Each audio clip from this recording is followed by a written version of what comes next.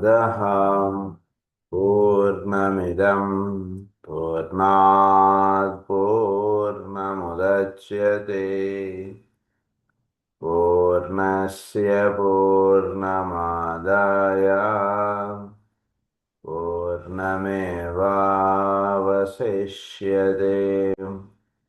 ॐ शान्ति शान्ति शान्तिः। असतो मा सद्गमय तमसो मा ज्योतिर्गमय मृत्योर्मा अमृतङ्गमय।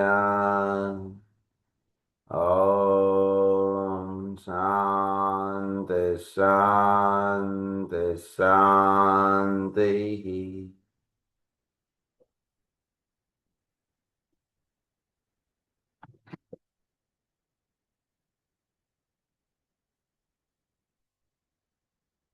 మనం ఈ 7 సెంటర్స్ గురించి మనం కొన్ని విషయాలు చదువుకుంటున్నాం. Effects produced in specific areas అన్నటువంటి టాపిక్ మనం చదువుకుంటూ ఉన్నాం.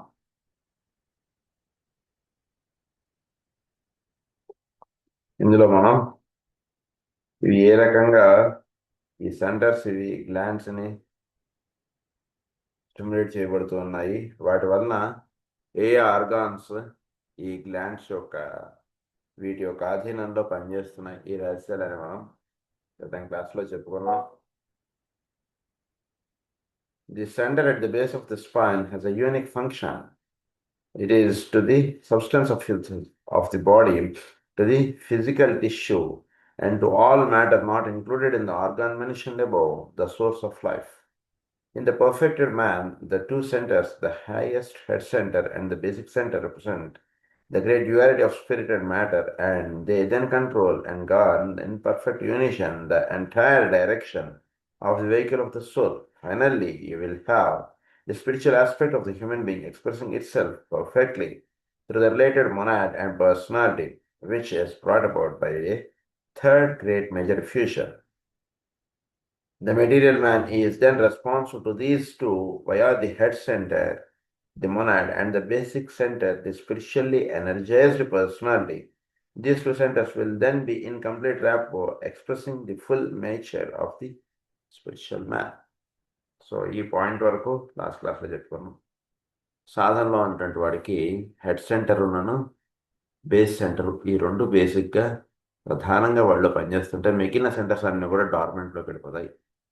ఈ రెండు ప్రధానంగా పనిచేస్తున్నప్పుడు ఈ రెండింటి యొక్క యూనిషన్నే ఏమంటామంటే కనుక స్పిరిట్ మ్యాటర్ అని మనం చెప్తాం అన్నమాట. ఈ రెండింటి యొక్క యూనిషన్నే మనం శివ పార్వతులు అన్నటువంటిది కూడా మనం చెప్తాం. సో దాన్నే పార్వతీ కళ్యాణంగా చెప్తాం, శివపార్వతుల కళ్యాణం అన్నట్టుగా చెప్తారు. బేస్ సెంటర్లో ఉన్నటువంటి ప్రజ్ఞ, శాస్త్రారం చరణం, ఆ రెండింటి మధ్యలో ఒక చక్కటి ఒక పర్ఫెక్ట్ యూనిషన్, పర్ఫెక్ట్ ర్యాపో అంటున్నది ఎస్టాబ్లిష్ అవ్వబడటం అంటున్నదిగా మనకి సాధన. సో ఇది జరిగినటువంటి వాడికి these two centres will then be in complete rapport expressing the full nature of the spiritual man. ఈ రెండు చక్కగా పనిచేస్తున్నప్పుడు nature of the spiritual man మీరు వాళ్ళలో బాగా చూస్తారు. అంటే స్వాధిష్టానం, మణిపూరకం, అనాహతం, విశుద్ధి, ఆజ్ఞ, ఈ 5 సెంటర్స్ కూడా వాళ్ళు డార్మెంట్గా ఉంటాయి.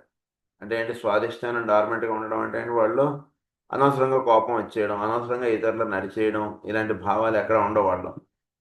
కోపం వచ్చిందిట అంటే దానికి రీజన్ ఉంటుంది, ఆ రీజన్ అయిపోగానే కోపం అలా వెళ్ళిపోతుంది, అంతే, ఏమీ ఉండదు అసలు. ఎలా వచ్చిందో అలా వెళ్ళిపోతుంది కోపం. ఇదేంటి ఇందాక దాకా అలా అరుస్తున్నారండి, ఇప్పుడేంటి వీళ్ళతో ఇంత సౌమ్యంగా మాట్లాడుతున్నారు అన్నట్టుంటే ఉంటుంది పక్కన చూస్తే, పక్క వాళ్ళకి చూస్తుంటే. కానీ అలా ఉండగలుగుతారు అన్నమాట వాళ్ళు. స్వాధిష్టాన చక్రం డార్మెంట్గా ఉంటుంది. మణిపూరక చక్రం డార్మెంట్గా ఉండేవాడికి అనవసరమైనటువంటి విషయాలు, వీటి మీద దృష్టి పోవడం కానీ ఇలాంటిది ఏది ఉండదు. చక్కగా జీవితం ఒక సాధన అంటున్నది విషయాల్లో పరిపూర్ణంగా నిలబడి ఉండడం.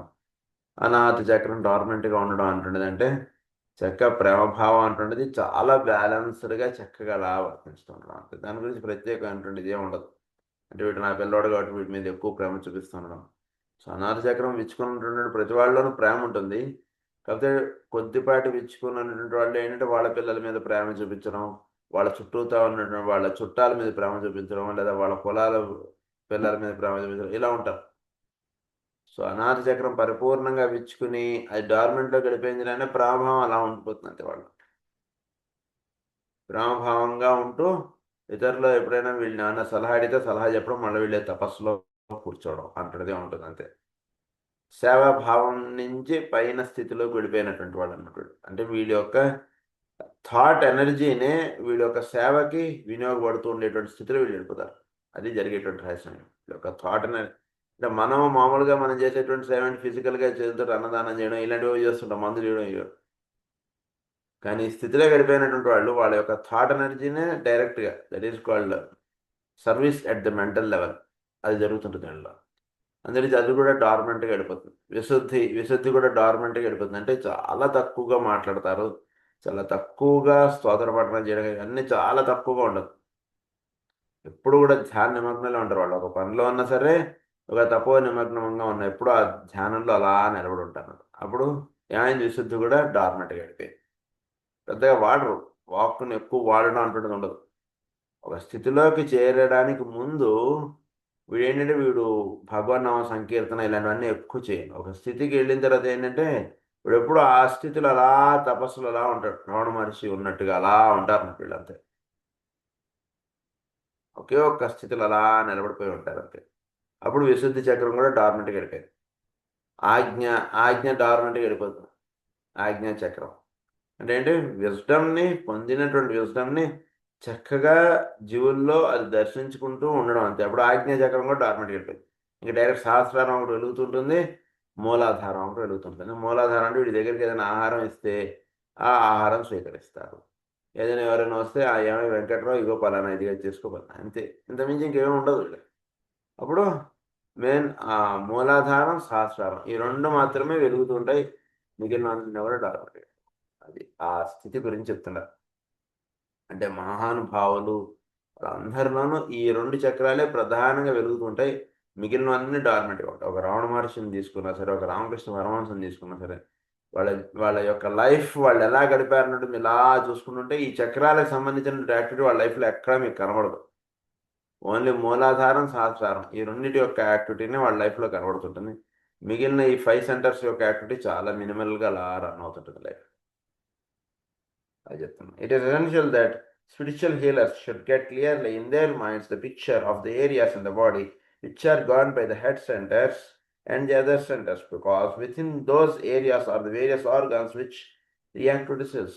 మనం సాధనలో అంటుంటాడు ప్రతివాడు ఆ సెంటర్కి సంబంధించినటువంటి ఆర్గాన్స్ ఏవేవి ఉన్నాయి అంటుండేది ఒక జనరల్గా ఒక పిక్చర్ వేసేసుకోండి మీరు. థ్రోట్ సెంటర్ అనగానే థైరాయిడ్ గ్లాండ్ మెయిన్గా ఇక్కడ ఉంటుంది. సో థైరాయిడ్ గ్లాండ్ ఎఫెక్ట్ అయింది అంటే డెఫినెట్గా మీరు వీళ్ళ ఒక థ్రోట్ సెంటర్లో there is some disturbance in the energy, విశుద్ధి చక్రంలో ఎనర్జీస్లో తేడా వచ్చింది అంటున్నది అర్థం చేసుకోండి. సో ఇంకొక విషయం ఏంటంటే ఈ ఇలా ప్రతి ప్రతి సెంటర్కి దానికి సంబంధించినటువంటి గ్లాండ్ అది ఏ ఆర్గాన్స్ మీద ప్రభావం చూపుతోంది, ఇది ఒక పర్ఫెక్ట్ విజన్ అంటున్నది ఎస్టాబ్లిష్ చేసుకోండి.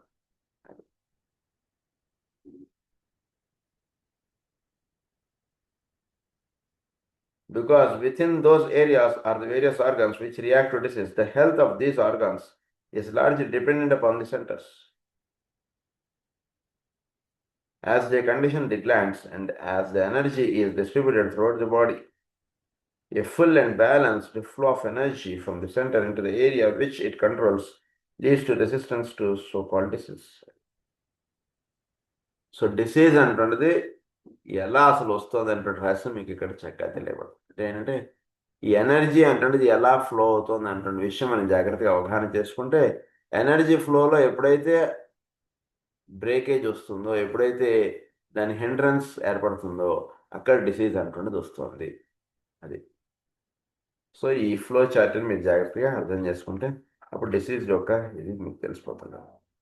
When there is lack of development and an unbalanced situation where the centers are concerned, there will be no power to resist. Lack of development and an unbalanced situation, unbalanced situation ఉన్నా, lack of development ఉన్నా అక్కడ జబ్బు అనేటువంటిది వస్తుంటుంది. అంటే thyroid gland ఎంతగా విచ్చుకోవాలో అంతగా విచ్చుకోలేదు అనుకోండి, ఇప్పుడు అక్కడ జబ్బు వస్తుంది.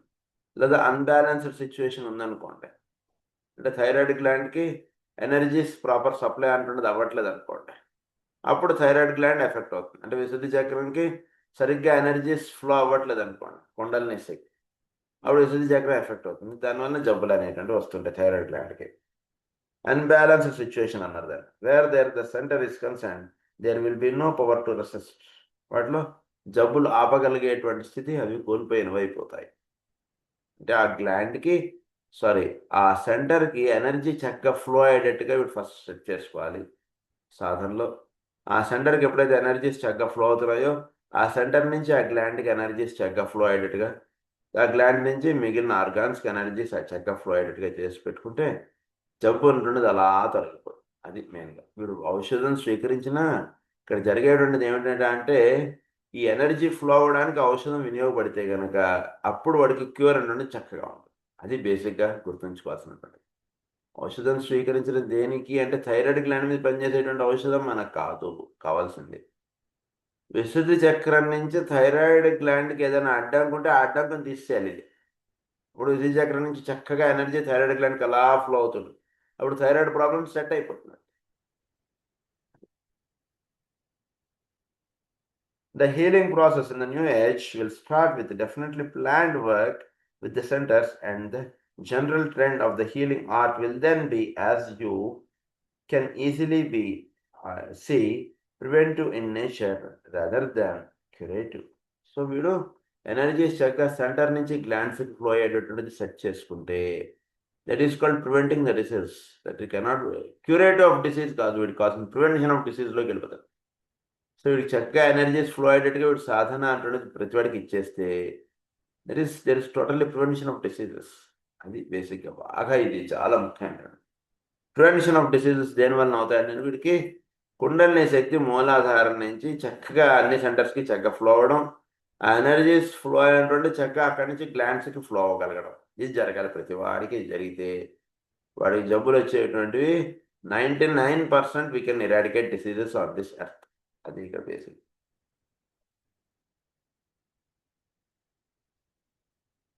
The whole emphasis will be upon the energy centers, energy currents, and the direction of energy in the organs within the radius of the influence of any particular center. So total focus energies ఎలా flow అవుతున్నాయి, ఎక్కడి నుంచి ఎలా circulate అవుతున్నాయి, ఈ circulate అయినటువంటి energies ఎలా stimulate చేస్తున్నాయి, ఎలా మిగిలిన ఆర్గాన్స్ ఫంక్షనింగ్కి ఇవి హెల్ప్ చేస్తున్నాయి, ఈ ఫ్లో చార్ట్ని చక్కగా వీడు ఏర్పాటు చేసుకుని దాంట్లో ఎక్కడ ఇబ్బందులు ఉన్నాయంటే ఆ ఇబ్బందుల్ని తొలగించుకునేటువంటి సాధన చక్కగా చేసుకుంటే చాలు, ఆ డిసీజెస్ రావు ఇంకా.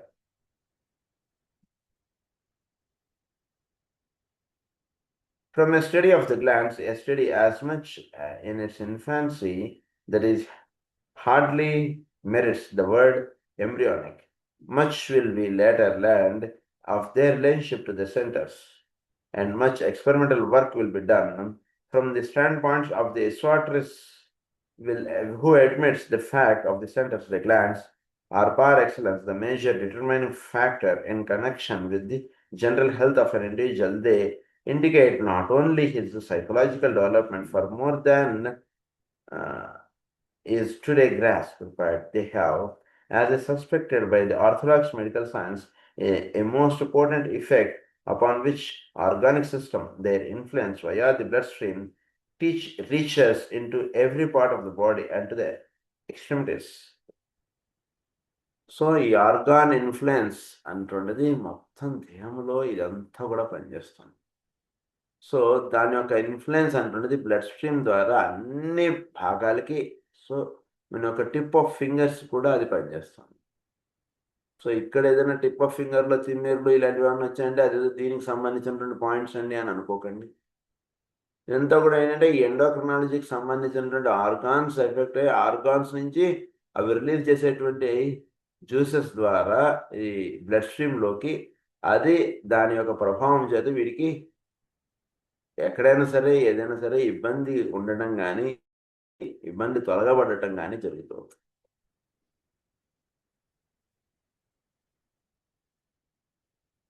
The glands are the result of the activity of the centers. The glands are the result of the activity of centers. Glands and a result of the activity of centers. ఈ centres యొక్క result యాక్టివిటీనే మీరు glands లో చూస్తుంటారు. They are first, last, and all the time effects of inner predisposition causes. Predisposing causes. ఇవన్నీ కూడా predisposing causes అనేటువంటిది centres నుంచి గ్లాండ్స్కి అందుతుంటాయి. So జబ్బు ఏదైనా రాబోతోంది అంటే ముందు వాడి యొక్క గ్లాండ్యులర్ సిస్టమ్ ఎఫెక్ట్ అవుతుంది. And it is through the centres and their affiliated glands that the soul builds the apparatus upon the physical plane, which we call the physical man. So soul అనేటువంటిది ఈ centres నుంచి glands first set చేసుకుని ఆ glands ద్వారా మిగిలిన దేహ భాగములన్నీ కూడా built-up అవుతుంది. గురించి ఈ గ్లాండ్స్ అనేటువంటి చాలా ఇంపార్టెంట్ బాడీలో. సో గ్లాండ్స్ కింద వీడి యొక్క మిగిలిన దేహ భాగాలకి దేర్ ఇస్ చాలా రిలేషన్ పెట్టుకోవడం. Therefore, the group of related factors with which we have been dealing must be carefully studied and grasped by any practicing healer. Group of related factors. వీటికి ఏమేమిటి factors ఏమేమిటి ఇలా ఇది చేస్తున్నాయంటే హెర్సల్ చక్కగా తెలుసుకోవాలి. For he will eventually have to work through his own centers in relation to the patient who else he is endeavoring to heal. So దీనివల్ల ఏమిటి వీడు రహస్యం ఏంటంటే ఎవరైతే పేషెంట్ ఉదాహరణకి థైరాయిడ్ గ్లాండ్ యొక్క దీని వాడు బాధపడుతున్నాడు అనుకోండి. సో ఇక్కడ హీలర్గా కూర్చున్నటువంటి వాడు ఏం చేయాలి?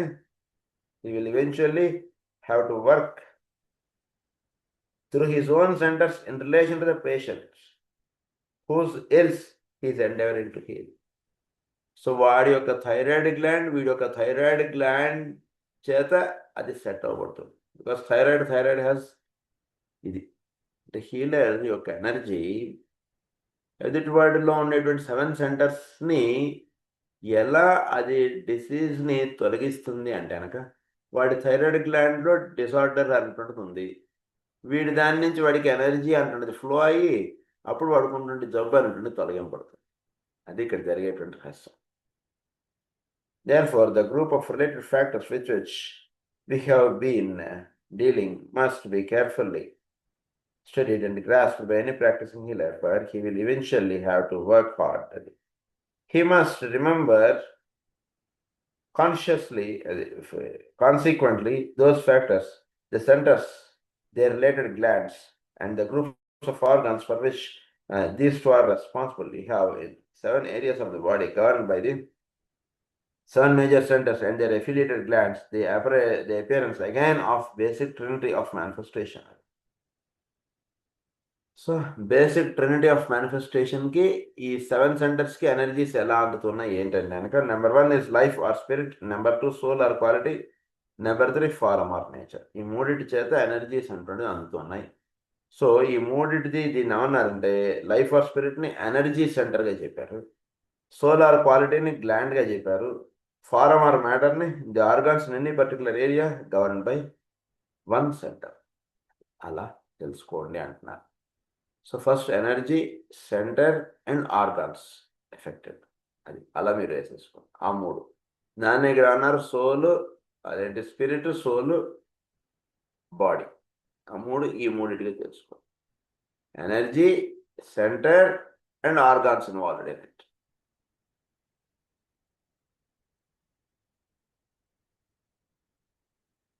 So energy, centre, gland, organs. ఉదాహరణకి విశుద్ధి చక్రం, థైరాయిడ్ గ్లాండ్, దాని చుట్టూతో ఉండేటువంటి ఇక మిగిలినవి. దానికి ఏమేం చెప్పారు మనకి? వోకల్ అపరేటస్ చెప్పారు, తర్వాత బ్రాంకియల్ సిస్టమ్ చెప్పారు, లంగ్స్ చెప్పారు. సో ఇది ఇదంతా కూడా ఒక ట్రీగా మీరు గుర్తుపెట్టుకోండి. అలాగే నెక్స్ట్ హార్ట్ సెంటర్ వేసుకోండి. Heart centre, thymus gland, heart, ఈ 3 ఒకటి. అలాగే solar plexus, energy centre, gland is pancreas, దానికి ఉండేటువంటి organs liver, stomach, gall bladder. ఇలా వేసేసుకోండి ప్రతిదీ కూడా. అప్పుడు దాన్ని అన్నారు, దాన్ని లైఫ్ అన్నారు. దాన్ని gland is the soul and the organs involved is the body. అది ఈ మూడు ఈ రకంగా ఉంటాయి. This brings us to another law which the healer must ever have in mind. ఇప్పుడు సెవెంత్ లా మనకు చెప్తారు. ఏంటి seventh law? When life or energy flow unimpeded and through right direction in its precipitation the related gland, then the foreign response and ill health disappears. The foreign response and ill health disappears. Energy flow అంటుంటే centre నుంచి గ్లాండ్కి చక్కగా ఆర్గాన్స్కి effect flow అవుతుంటే జబ్బు అనేటువంటిది ఉండదండి. జబ్బు వచ్చింది అంటే ఎనర్జీ ఫ్లోలో ఎక్కడో ప్రాబ్లం అవుతుంది. ఎనర్జీ నుంచి గ్లాండ్కి అంటే సెంటర్ నుంచి గ్లాండ్కి ఎనర్జీ ఫ్లో అవడంలో అయినా ఇబ్బంది అవ్వచ్చు, గ్లాండ్ నుంచి మిగిలిన ఆర్గాన్స్కి ఫ్లో అవడంలో అయినా ఇబ్బంది రావచ్చు. సో జబ్బు అనేటువంటిది ఎక్కడుందో మీరు దీన్ని బట్టి ఐడెంటిఫై చేసి దానికి చక్కగా మీరు మందులు అనేటువంటివి వేస్తే అప్పుడు ఎనర్జీ ఫ్లో అంటే మీరు ఎస్టాబ్లిష్ మళ్ళీ సెట్ చేసేస్తే ప్రాబ్లం సెట్ అయిపోతుంది. దీని గురించి ఏ జబ్బు అయినా సరే దానికి సొల్యూషన్ ఉంది. సొల్యూషన్ లేదనేటువంటిది ఎక్కడా లేదు. సొల్యూషన్ తెలుసుకోవడంలో ఇంకా మానవుడు ఇంకా కొంత మేలు కాంచాలి. అంతే తప్పితే ఈ జబ్బుకి మందు లేదండి అంటుండేది లేదు. ఆ థాటే తీసేయండి అసలు. For any disease there is remedy. Why? Because disease ఎందుకు వస్తుంది? There is disturbance in the flow of energy to that organ. So energy flow అంటున్నది సెంటర్ నుంచి గ్లాండ్కి చక్కగా ఫ్లో అయ్యి గ్లాండ్ నుంచి ఆర్గాన్స్కి చక్కగా ఫ్లో అవుతూ ఉంటే జబ్బు అనేటువంటి తొలగింపబడుతుంది. ఎనర్జీ ఫ్లోని మీరు చక్కగా సెట్ చేస్తే ఇంకా డిసీజ్ అనేటువంటిది వెళ్ళిపోతుంది బాడీలోంచి. అది సెవెంత్లో మనకు చెప్తూ ఉంటుంది. This is a basic law in healing and concerns the true art of relating spiritual energy with foreign life, and upon this the health and the vitality of the organ depend. దీని మీద ఈ flow chart మీద organ యొక్క vitality అంటున్నది depend అయి ఉంటాను. Therefore, we come to the next rule which the healer has to master. This is concisely expressed, and those phrases which convey instruction must be understood and applied intelligently. దీని యొక్క రహస్యాలు ఇవన్నీ కూడా చక్కగా ఈ హీలర్కి ఫాలో అవ్వాల్సినటువంటి ఒక రూల్ మీకు చెప్తాను. సెవెంత్లా చెప్పారు మనకి. ఇప్పుడు ఫిఫ్త్ రూల్ మనకి చెప్తున్నారు హీలర్ ఫాలో అవ్వాల్సినటువంటి rule. Let the healer concentrate the needed energy within the needed centre. So healer ఏం చేయాలి? Let the healer concentrate the needed energy within the needed centre. So within a సెంటర్లో energy వాటిలో లోపించిందో ఆ సెంటర్కి energy అంటున్నది flow అవ్వాలి. So ఆ రహస్యాలు చెప్తున్నారు.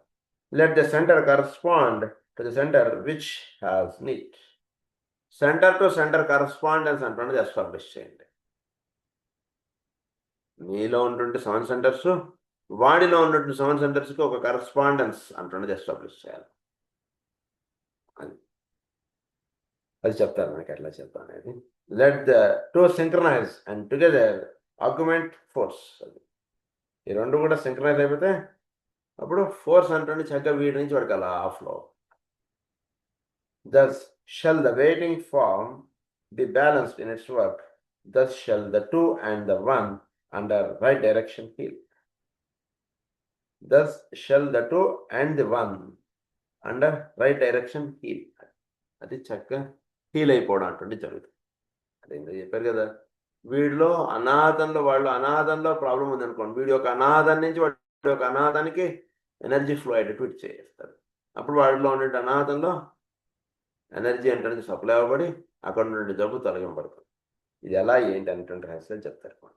It will be obvious to you, therefore, that healers at the present time, I refer not here to the medical profession, but to the multitude of the many schools of thought, have not yet got back to the basic factor in spite of all their talk and love being the healing force.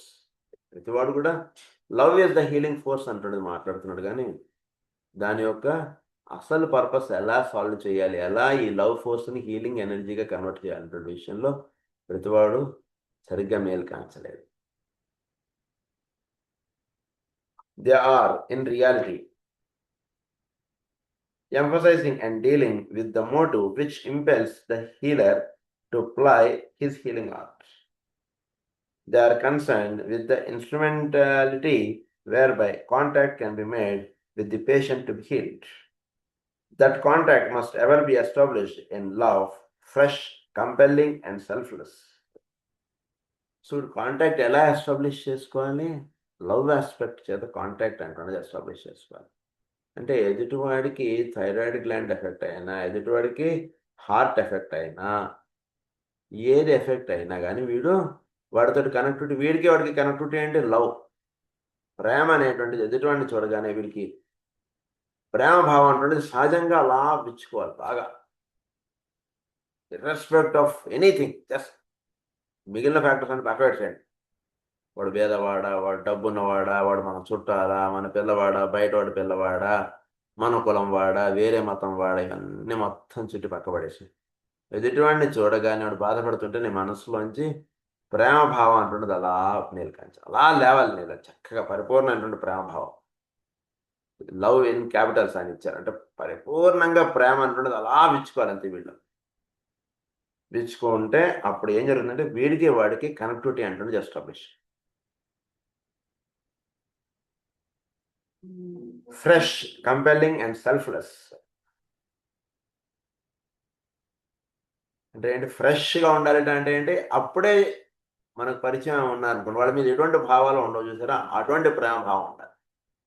వీడు మనకేదో ధన సహాయం చేశాడు, వీడు ఏదో మన కష్టాల్లో ఉన్నప్పుడు వాడు సహాయం చేశాడు కాబట్టి వాడి మీద ప్రేమ చూపిస్తాను, అది ప్రేమ అవ్వదు. అది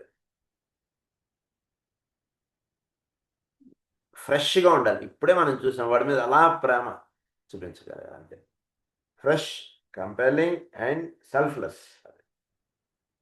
సెల్ఫ్లెస్గా ఉండాలి. But once that relation is established, the healer must grasp the fact that as far as he is concerned, he must work scientifically, he must apply knowledge, and after right diagnosis, after right modern therapeutic methods, after due common sense, which includes the best that the tried science of medicine can give, he must then begin to work through his own center, putting it en rapport with the center of the patient, which governs the distressed area or diseased organ. చాలా పర్ఫెక్ట్గా ఇచ్చారు. ఉదాహరణకి వాడికి ఏదో అనాథ చక్రంలో problem వచ్చింది, వీడి అనాథ చక్రం నుంచి వాడికి ఎనర్జీ ఫ్లో అవుతుంది, ఇంకా వేరే వాడిని ఎందుకు అని చెప్పి వీడి ధ్యానంలో కూర్చోబెట్టడం అని చెప్పలేదు. పరిపూర్ణటువంటి ప్రేమ చూపించండి. ప్రేమ అనేటువంటిది ఎప్పుడైతే చూపిస్తారో వీడి నుంచి ఒక వైర్ అనేటువంటిది అనాథ చక్రం నుంచి వాడికి ఉన్నటువంటి అనాథ చక్రానికి వైర్ కనెక్టివిటీ అనేటువంటిది ఎస్టాబ్లిష్ అయింది. నెక్స్ట్ వాడికి జబ్బు తగ్గాలి. జబ్బు తగ్గాలంటే ఏం చేయమన్నారు? మోడర్న్ మెథడ్స్ ఆఫ్ మెడిసిన్స్ ఏవైతే ఉన్నాయో వాటిని చక్కగా వాడికి అప్లై చేసి చక్కగా వాటిని వినియోగించండి అని చెప్పారు. I will again read, just follow. But once the relation is established, the healer must grasp the fact that as far as he is concerned, he must work scientifically. సైంటిఫిక్గా పనిచేయకపోతే ఉన్న అలా కూర్చోబెట్టి అలా ఇది చేసేయకండి, ఇబ్బంది పెట్టకు. He must work scientifically, he must apply knowledge, and after right diagnosis, he must apply knowledge. చక్కగా బుర్ర ఉపయోగించి పని చేయండి అంటున్నారు. రైట్, చక్కగా నాలెడ్జ్ అప్లై చేయండి. రైట్ డయాగ్నోసిస్ అవుతుందో లేదో చూసుకోండి. After right diagnosis, after right modern therapeutic methods. హాస్పిటల్లో అడ్మిట్ చేసాం, ఏదో వాడికి ఏదో ట్రీట్మెంట్ ఇప్పిస్తున్నాం, అది జరుగుతుంది, ఓకే జరుగుతుంది. రైట్ డయాగ్నోసిస్ అయింది. తర్వాత మీకున్నటువంటి నాలెడ్జ్ చక్కగా అప్లై చేయండి అక్కడ. అంటే ఏంటి? ఉదాహరణకు ఆ జబ్బు తగ్గడానికి మీరు ఒక డాక్టర్ అయి ఉంటే దానికి సంబంధించిన నాలెడ్జ్ చక్కగా అప్లై చేయండి. అది డాక్టర్ అవ్వకపోయినా మీరు చేయవలసింది ఏంటంటే, ఒకటి లవ్ ఆస్పెక్ట్ తోటి కనెక్టివిటీ ఎస్టాబ్లిష్ అయిపోయింది. నాలెడ్జ్ మీ దగ్గర జనరల్గా ఒక నాలెడ్జ్ అంటున్నది ఎస్టాబ్లిష్ చేస్తాం. అంటే చాలామంది మన హోమియో దీనిలో ఉన్నవాళ్ళం కాబట్టి హోమియో నాలెడ్జ్ చక్కగా ఎస్టాబ్లిష్ చేసుకుని వాడిని ఎక్కడైనా సరే అడ్మిట్ చేసినా సరే వీడు చక్కగా ఇప్పుడు ఒక మందు అవసరం అయితే ఏదైనా వేయడం ఏదైనా వీడు ఎస్టాబ్లిష్ చక్కగా నాలెడ్జ్ కలిగి ఉండాలి. Knowledge after right diagnosis and therapeutic methods after due common sense. Common sense అంటే చక్కగా వాడండి. ఇదేంటి ఎక్కడ ఎప్పుడు ఎలా పని చేయాలి అంటున్నది విచ్చుకొని ఉండగలగడం, దాన్ని after due common sense. After due common sense which includes the best that the tried science of medicine can give. నువ్వు ప్రయత్నం చేస్తున్నటువంటి సైన్స్ వాడికి ఏం చేయగలదు, వాడిని బతికించగలదా, బతికించగలదు. ఆ కామన్ సెన్స్ కలిగి పనిచేయండి. బతికించలేదు అంటున్నది కూడా కామన్ సెన్స్లో మీరు డయాగ్నోస్ చేసుకోండి. హాస్పిటల్లో అడ్మిట్ చేసిన ప్రతి వాడికి రోగం తగ్గిపోతుంది అంటుండే భావం అనుకుంటుంది. ఈ సైన్స్, ఈ డిసీజ్, ఈ నాలెడ్జ్ అన్నారు. అందుగురించి మనం చక్కగా నాలెడ్జ్ కలిగి ఉన్నట్టు ఈ జబ్బుని ఈ ఈ వైద్య విధానం చక్కగా తగ్గించగలుగుతుందా లేదా, అది that is called common sense. And after you common sense which includes the best that the tried science of medicine can give, he must then begin to work through his own center, putting it en rapport with the center in the patient, which governs the distressed area or diseased organ. వీడి యొక్క centre నుంచి వాడి యొక్క సెంటర్ని link up అంటున్నది establish చేసి, so ప్రేమ చేత energy అంటున్నది వీడి యొక్క సెంటర్ నుంచి వాడి యొక్క సెంటర్కి వెళ్తుంది. ఆ సెంటర్ని చక్కగా ఏర్పాటు చేసుకోండి, ఆ లింక్ అంటున్నది చెప్తున్నాడు. As he thus works, the energy which loving intent and skilled knowledge has tapped and brought in it, not permitted during the healing process to stimulate or affect the healer's own related glands or produce action in the connected area of his own body. The healer must learn to insulate himself from the energy to be used on behalf of the patient. So వీడు energies అంటాడు, వీడు supply చేస్తున్నప్పుడు వీడు ఏం చేయాలంటే, as he thus works, the energy which loving intent and skilled knowledge has tapped and brought in is not permitted to stimulate or affect the healer's own related plans. ఈ healing energy ఇది supply చేస్తున్నప్పుడు healer యొక్క ఎనర్జీని అవి stimulate చేసేటట్టు, అయ్యో పాపం వాడికి ఇంత జబ్బు వచ్చేసింది, ఇలా కాదు క్లిక్ చేయాల్సిన, ఇవన్నీ మనకి ప్రైమరీ రూల్స్లో చెప్పేశారు మనకు అవన్నీ. అందురించి వాడి యొక్క దీని నుంచి వీడికి ఎనర్జీ ఫ్లో అవ్వకూడదు, వీడి యొక్క దీని నుంచి వాడికి ఎనర్జీ ఫ్లో అవ్వాలి. బేసిక్గా అది బాగా గుర్తుపెట్టుకోండి. Must grasp the fact that so far as he is concern he must work. అది brought in is not permitted during the healing process to stimulate or affect the healer's own related glands or produce action in the connected area of his own body. The healer must learn to insulate himself from the energy to be used on behalf of the patient. He blends it with the energy of the patient's center governing the diseased area. The allayed gland is then doubly energized or lessened as the case may be and diagnosis requires, and the bloodstream releases into the diseased tissue that which is needed to cure or prevent the growth of the disease. So వీడి యొక్క అంటే ఇక్కడ బేసిక్గా చేయవలసినటువంటిది అంటే ఈయన మన process ఏంటి అనేటువంటిది ఆయన చెప్పారు. ఏం చెప్తున్నారు వీడు వాడి యొక్క అనాథ చక్రంతో వీడు లింక్ అయ్యాడు. లింక్ అయిన తర్వాత ఏం చేయాలి, వీడు నెక్స్ట్ వీడి ఇక్కడ ఇన్సులేట్ చేసుకోమన్నారు. ఏంటి ఇన్సులేట్ చేసుకోమంటే వీటి నుంచి ఎనర్జీ వాడికి ఫ్లో అయ్యి వాడికి ఫ్లో అయినటువంటి ఎనర్జీ ద్వారా వాడికి ఉన్నటువంటి జబ్బు తగ్గించగలిగేటువంటి విధానంలోకి ఆ ఎనర్జీ ఫ్లో అయ్యేటట్టు వీడు చేయాలంతే. వీడు డైరెక్ట్గా ఆపరేషన్లోకి వీడు తగ్గకూడదు. వాడి యొక్క హార్ట్ సెంటర్ని వీడు స్టిమ్యులేట్ చేస్తే హార్ట్ సెంటర్ నుంచి ఆ హార్ట్కి ఎనర్జీ ఫ్లో అయ్యేటట్టు వీడు సెట్ చేయాలి. అది ఇక్కడ చేయాల్సి ఉంటుంది. వీడి యొక్క హార్ట్కి సంబంధించినటువంటి దానికి వీడు ఇన్సులేట్ చేయాలి అని చెప్పారు. అంటే వీడి యొక్క హార్ట్కి ఇన్సులేట్ చేసుకోకపోతే ఏమవుతుందంటే మొత్తం ఎనర్జీ అలా విడిపోతుంది. దానివల్ల ఏమవుతుందంటే వీడికి హార్ట్ అంటే భయపడకండి, విధానం అంటే దీన్ని ఎలా చేయాలో కూడా చెప్తారు ఆయన. సో వీడి యొక్క హార్ట్ ప్రాబ్లంకి ఎఫెక్ట్ అయ్యే ఛాన్సెస్ ఉంటాయి వీడు సరిగ్గా చేయకపోతే. అందు గురించి ఇది ఎలా చేయాలంటే he blends it with the energy of the patient centre governing the diseased area, the allayed gland to then doubly energize. వాడు అంటే వాటి ఉదాహరణకి వాడు కొంచెం నడవలేకపోతున్నాడు అనమాట. వాడు నడవలేకపోతుంటే మీరు ఏం చేయండి, వాడికి ఒక కర్ర పట్టుకొని ఉన్నాడు, వాడు నడవలేకపోతున్నాడు, వాడికి కొంచెం సపోర్ట్ ఇవ్వండి. అది మీరు చేయవలసినటువంటిది. సపోర్ట్ ఇస్తే వాడు చక్కగా లేచి వాడు నడవగలుగుతాడు. అది చెయ్యాలి మీరు ఇక్కడ. అది ఆ సపోర్ట్ అటువంటిదే మీరు చేసేటువంటిది. అంతకు మించి మీరు ఎక్స్ట్రాగా మీరు చేయవలసింది ఏం లేదు. ఉదాహరణకి సపోర్ట్ కాకుండా వాడిని ఎత్తుకుని మీరు మోసారనుకోండి, మనం అంత బరువు మనం మోయలేం, మన నడుము ఏదో పట్టేస్తుంది దాంతో. అలాంటి పని కాదు మనం చేయవలసినటువంటిది. మన హార్ట్ సెంటర్ నుంచి వాడు హార్ట్ సెంటర్కి ఎనర్జీ ఫ్లో అవ్వాలి.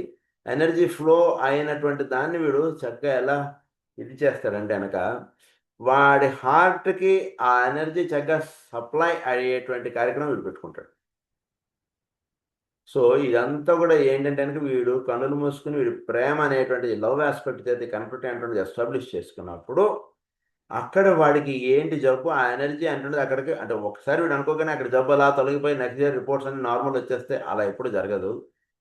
బాగా గుర్తుపెట్టుకోండి. వీడు ఈ సాధన అంటున్నది వాడికి ఏర్పాటు చేస్తాడు. ఈ వాడు కూడా ఆ టైంకి ఉదాహరణకి వీడు ప్రేయర్ చేస్తాడు అనుకోండి, వాడిని కూడా ప్రతిరోజు ప్రార్థనలో కూర్చోమని చెప్పండి 6 గంటలకి. వాడు ప్రార్థనలో కూర్చున్నప్పుడు వీడు ప్రార్థనలో ఇక్కడ కూర్చున్నప్పుడు మాస్టర్ గారి దగ్గర వాడి యొక్క అప్లికేషన్ వీడు పెడతాడు. అంటే పలానా ఏదో సోమయ్య గారికి ఏదో జబ్బు చేసింది కనుక మీరు చక్కవాడికి తగ్గించేటట్టుగా చేయండి. ఏంటి వీడు పలానా సోమయ్య గారు అంటే ఒక ప్రేమ చేత వీడు అప్లికేషన్ పెట్టాడు.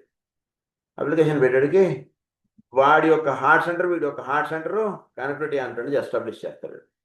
ఎస్టాబ్లిష్ చేసేటప్పటికి వీడి యొక్క హార్ట్ సెంటర్ నుంచి వాడి యొక్క హార్ట్ సెంటర్కి ఎనర్జీ ఫ్లో అవడం అంటే స్టార్ట్ అవుతుంది. ప్రతిరోజు వాడిని కన్నులు మూసుకొని 6 గంటలకు బెడ్ మీద అయినా సరే అలా పడుకుని ఉండమనండి. ఒకసారి మాస్టర్ గారి ప్రార్థనని చక్కగా చేసుకోమని చెప్పండి. చేసుకుంటూ ఉంటే వాడికి ఏమవుతుందంటే చక్కగా ఆ డిసీజ్లో నుంచి వాడు నెమ్మదిగా అలా బయటపడిపోతాడు. ఇక్కడ జరుగుతున్నటువంటిది ఏమిటి ప్రాసెస్ అంటే కనుక మాస్టర్ గారి యొక్క ప్రార్థన చేత వాడు ఆరోగ్యంగా అయ్యాడు, అందులో డౌట్ లేదు, అది మనం మామూలుగా చెప్పేది. కానీ ఇక్కడ సైంటిఫిక్ ప్రాసెస్ ఏం జరుగుతుందంటే కనుక వీడు ఎప్పుడైతే వాడిని యొక్క ఇది జరుగుతుందో వీడి యొక్క సెంటర్ నుంచి వాడి యొక్క సెంటర్కి ఒక కనెక్టివిటీ అంటుంది ఎస్టాబ్లిష్ అవుతుంది. ఈ కనెక్టివిటీ అంటుంది ఎస్టాబ్లిష్ అయ్యి చక్కగా ఎనర్జీ ఫ్లో అంటుంది చక్కగా జరుగుతూ ఉండడం చేత వాడు అదే టైంకి చక్కగా ఔషధ సేవ అన్నటువంటి చేయడం చేత జబ్బు అనేటువంటిది పరిపూర్ణంగా తొలగింపబడుతుంది. ఇది జరుగుతున్నటువంటి కార్యక్రమం. అదే ఆయన ఎక్స్ప్లెయిన్ చేస్తాను.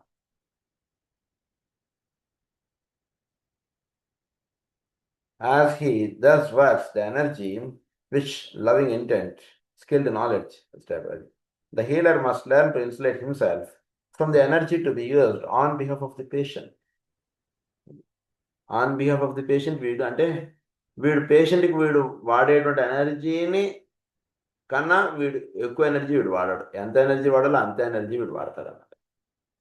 ఉదాహరణకి వాడి కుటుంబాన్ని పోషణ మానేసేసి వాడిని మాత్రం వీడు దృష్టిలో పెట్టుకోవడం అటువంటి చేయడం ఎలా అయితే కర్తవ్యం కాదో అలా వీడి హార్ట్కి ఎంత ఎనర్జీ కావాలో అంత ఎనర్జీ వీడు ఉంచేసేసి ఎక్స్ట్రాగా వీడికి అందుతున్న ఎనర్జీ మాస్టర్ గారి ప్రార్థన ద్వారా అదే వాడికి వినియోగిస్తాడు. అది ఇక్కడ జరిగేటువంటి కార్యక్రమం. ఇన్సులేట్ అన్నది LED gland then doubly energise. దానివల్ల ఏమైంది, the disease governing the disease area, the Leydig gland is then doubly energized. అంటే వీటి నుంచి ఎనర్జీ ఒకటి ఫ్లో అవుతుంటుంది. వాడి హార్ట్ సెంటర్లో ఒక 5 యూనిట్స్ ఏదో 10 యూనిట్స్ ఎనర్జీ ఉంటుంది.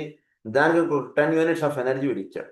అంటే కుంటి కాళ్ళతో వీడు నడవడానికి ప్రయత్నం చేస్తున్నటువంటి వాడికి వీడికి చెయ్యి ఇచ్చాడు. దానివల్ల ఏంటి, వాడికి ఎనర్జీ డబల్ అయింది. అక్కడ ఆ డబల్ అయినటువంటి ఎనర్జీతో ఎనర్జీ అది doubly energised or less and as the case may be or and diagnosis requires అది. And the bloodstream releases into the diseased tissue that which is needed to cure. వీడు పంపించినటువంటి 10 units of energy చక్కగా వాడికి ఆ disease ఎక్కడైతే ఉందో దానికి double force తోటి ఎనర్జీ అంటున్నది సప్లై అవ్వబడేటికి ఆ డిసీజ్ అంటున్నది టోటల్గా పారద్రోల పడుతుంది. ఇది జరిగే పద్ధతి. To cure or prevent the growth of the disease. In this instruction I have given you much food for thought. I have emphasized an aspect of scientific esoteric healing which has not before been brought to the attention of students. I would have you grasp the general picture and get the outlines of process clear. I would have you study. You study the relation between the healer and the patient as he passes off, out of the stage of just loving and sending out love, or of seeing the patient in the light of love, and goes on to the scientific work of augmenting the patient's own spiritual energy. వాడిలో ఉన్నటువంటి మనం ఏం చెప్తాం దీన్ని, వాడిలో ఉన్నటువంటి ప్రాణశక్తిని మనం ఇచ్చే ఔషధం ద్వారా ఉద్బోధనం చెందుతుంది.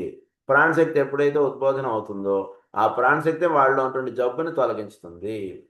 సో ఇప్పుడు ఔషధం అంటున్నది ఏం చేస్తుంది, వాడికి ఉన్నటువంటి ప్రాణశక్తిని బలోపేతం చేస్తుంది. బలోపేతం చేసేటప్పుడు వాడికి ఉన్నటువంటి జబ్బు తొలగింపబడుతుంది. సో ఔషధం బలోపేతం ఏదైతే చేస్తుందో దాన్నే ఇక్కడ మనకి ఏమని చెప్పారు, మన యొక్క సెంటర్ నుంచి వాడి యొక్క సెంటర్కి ఎనర్జీ అంటుండది ప్రేమ ద్వారా ఫ్లో అయ్యేటట్టు చేయండి. లేదా మీరు ఒక చక్కటి మీరు ఒక మంచిగా పూజ అయినా పెట్టుకోండి. రోజు చక్కగా దైవ సాన్నిధ్యం, దైవ సాధన, దైవాన్ని చక్కగా ధ్యానం చేయడం అంటే పెట్టుకోండి. మాస్టర్ గారు మొట్టమొదట్లో ఆయన హోమియో ఇవ్వడానికి ముందు ఆయన కేవలం పూజ చేసేవారు. చక్కగా మీరు కూడా అలా పూజ చేయండి. మీకు వైద్యం చేయడం ఏం రాదనుకోండి, చక్కగా పూజ చేయండి. పూజ చేసి ఎవరైతే జబ్బునగా ఉన్నారో వాళ్ళకి ఆ తీర్థం తీసుకెళ్ళేవాడు. తీర్థం తీసుకెళ్ళి ఇచ్చేటికి ఏమవుతుంది, మీ యొక్క ప్రేమ అనేటువంటిది ఆ ప్రేమ భావంతో వాళ్ళ యొక్క వాళ్ళలో ఉన్నటువంటి ఆర్గాన్ని అది డైరెక్ట్గా ఎండి స్టిమ్యులేట్ చేస్తుంది. దానికి వాడబడేటువంటి వస్తువు ఏంటంటే అక్కడ ఔషధం అన్నారు, ఇక్కడేమో తీర్థం అన్నాం, అంతే జరిగేటువంటి ఇది ఇక్కడ రహస్యం.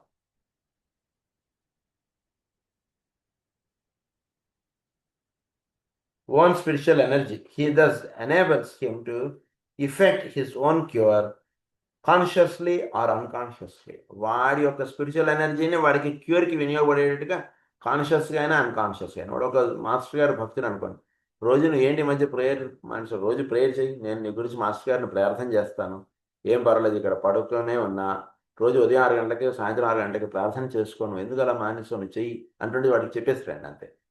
ఇప్పుడు ప్రతిరోజు మాస్టర్ గారి ప్రార్థనలో వాడికి అంటే కామన్ సెన్స్ ఇవన్నీ మనకు చాలా ఇన్స్ట్రక్షన్స్ ఇచ్చారు ఆయన వాళ్ళు క్లాస్లో. సో అన్ని పాయింట్స్ జాగ్రత్తగా గుర్తుపెట్టుకోండి. సో ఇవన్నీ చక్కగా వాడుకుంటూ మంచి ఔషధం స్వీకరిస్తూ మంచిగా మనం కామన్ సెన్స్ వాడి చక్కగా డయాగ్నోస్ అయ్యేటట్టుగా చేసి ఇవన్నీ చేసి ప్రేమభావం ఉంటుంది వాడి మీద చూపించుతూ చక్కగా ఇప్పుడు ప్రతిరోజు వాడిని ప్రార్థన చేసుకోమని చెప్పి వీడు ప్రార్థన చేస్తున్నాడు. ప్రార్థనలో వీడి యొక్క హార్ట్ సెంటర్ నుంచి వాడి యొక్క హార్ట్ సెంటర్కి ఎనర్జీ అంటుంది సప్లై. అయ్యో మన సెంటర్ నుంచి వాడికి వెళ్ళిపోతే మరి మనకి ఎలా సార్ ఎనర్జీ, అలా ఎప్పుడు కంగారు పడకండి. వీడు ఎప్పుడైతే కనుక ఒక దీనిలో ఉంటాడో వీడు చక్కగా ఒక ఛానలైజ్ అయినటువంటి వాడు సాధన కూర్చుంటాడు. మామూలు వాడు కూర్చుంటే ఈ ప్రక్రియ ఇదంతా సాగదు. ఒక హీలర్గా తయారవ్వాలంటే దాని గుణాలు ఇవన్నీ మనం చెప్పారు క్లాసులో చాలా అయ్యాయి.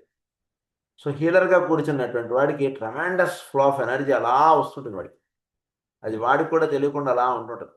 అంటే కంపారిజన్ కాదనుకోకండి, ఊరిని జస్ట్ మీకు ఐడియా చెప్తాను. ఓ పెట్రోల్ బంక్ వాడు ఎలా అయితే వాడు అలా పెట్రోల్ వాడు అలా సప్లై చేస్తుంటే వాడి నుంచి అలా వెళ్ళిపోతుంటుందో అలా వీటి నుంచి ఎనర్జీస్ అలా ఫ్లో అవుతుంటాయి కాన్షియస్లీ అండ్ అన్కాన్షియస్లీ. బాగా గుర్తుపెట్టుకోండి.